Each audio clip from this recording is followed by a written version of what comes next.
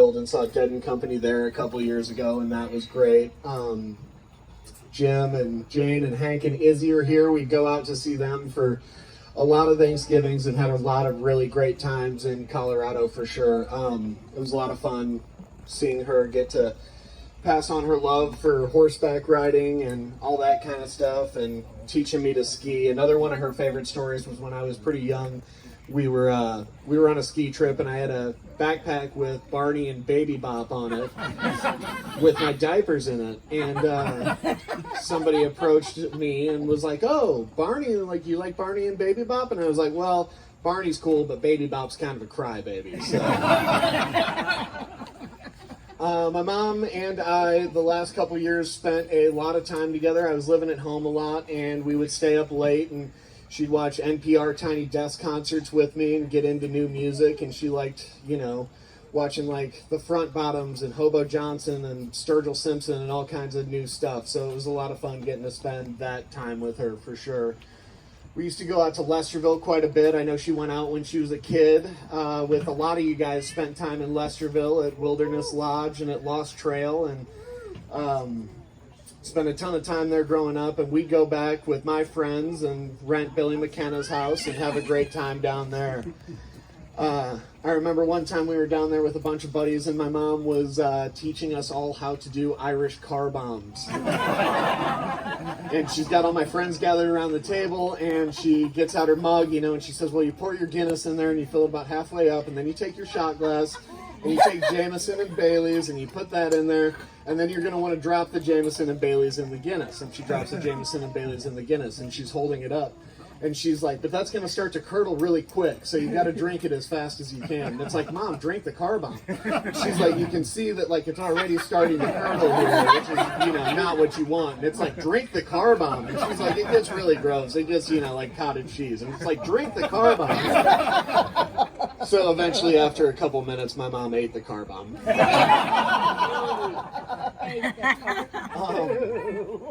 We had a good time together. We had a lot of fun. She was really one of my best friends. These last couple of years, we spent a lot of time together. I've had some rough times in my life. My mom never gave up on me, and when things were getting rough for her, I never gave up on her either. So yeah, just trying to make everything work. So again, I want to thank all you guys for coming out. I wrote a thing that I am going to say and try and get through without being a baby bop about it. And then after I do that, if anyone else would like to say anything, you'd be more than welcome to. But again, I just want to say thank you, and thank you so much for coming out. And Bob and Mary Jo, thank you so much for having us, guys.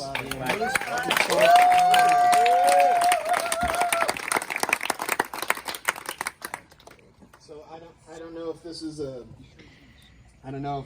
if this is an open letter or a eulogy or what this is, but it's for Carol. I don't think, no matter how much time I spend trying, I'm ever going to be able to put into words what it is exactly that I want to get across.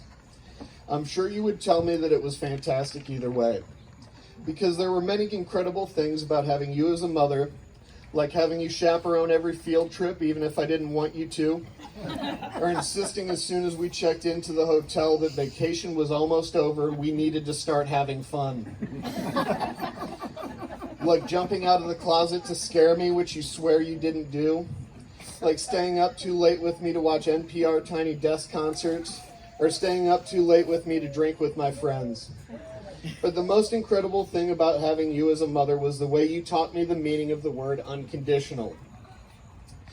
You would probably think that whatever messy words come tumbling out were poetry, because over the years you saved more half-baked stories and bad poems, more half-finished journals than I ever remember writing, so many long-forgotten thoughts and half-remembered anecdotes, birthday cards and unfinished songs, old homework assignments and art projects, you tucked away and you saved for yourself.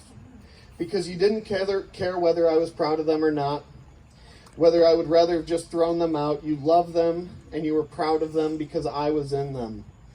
I didn't understand how much that meant to me until now. Moving through your closet, the letters from friends and family and old pictures are these pieces of my life that I had almost forgotten about. that you saved to make you smile when you had nothing to smile about. I'm happy to have been able to give that to you because I owe you a debt I am not sure I will ever be able to repay now that you're gone. You comforted me when I felt like I least deserved it, believed in me when I'd given up, and loved me when I could not love myself.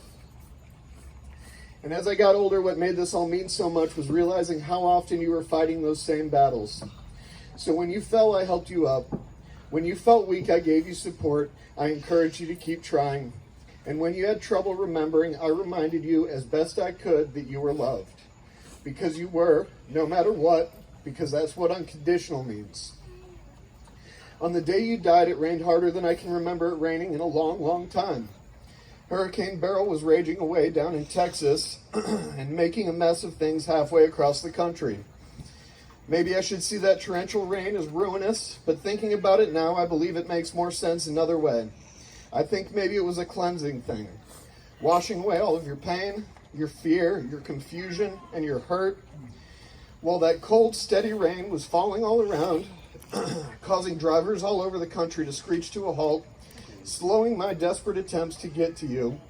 Maybe it was a soothing thing, and all of that chaos grew quiet for you, and you were clean again, and your body was new, and your mind was mended. And as all the troubling things were washed away, you were lifted up, off to see all the people and pets who had gone before you. You were carried away on the crest of the most peaceful wave, letting you down gently on soft sand, on strange shores, in the most familiar place you've never been. And one day I'll join you. But right now, vacation is almost over, and we need to start having fun. Happy birthday, Mom. I'll see you on the other side.